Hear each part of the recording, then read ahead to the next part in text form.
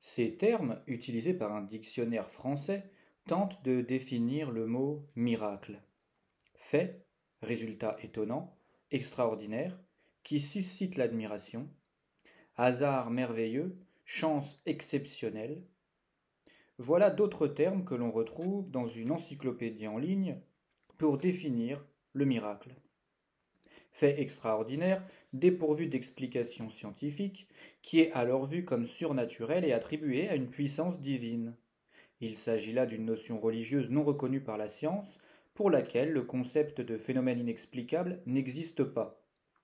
La science ne connaît que des phénomènes inexpliqués, c'est-à-dire non encore élucidés en l'état actuel du savoir. Mais alors, quand bien même la science parviendrait un jour à percer et à expliquer de façon rationnelle le mystère des mystères, si elle faisait l'exploit de nous rendre omniscients, le fait que nous soyons là ne relèverait-il pas, puissance divine ou non, du miracle, c'est-à-dire de quelque chose d'étonnant, d'extraordinaire et qui suscite l'admiration?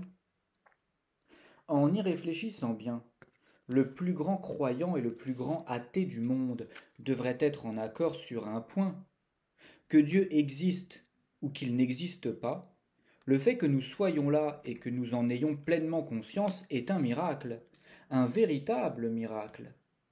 La science et la religion n'ont en vérité même pas leur mot à dire sur ce point. Nous qui écrivons ces lignes ne sommes pas plus religieux que scientifiques, et il nous semble logique que si Dieu existe et nous a créés, ce que nous vivons est miraculeux, et que s'il n'existe pas et que nous sommes apparus logiquement, naturellement, scientifiquement, ou disons de façon explicable, ce que nous vivons est un miracle de même ampleur. Et à l'athée et aux croyants, nous posons la même question. Qu'est-ce qui serait le plus incroyable?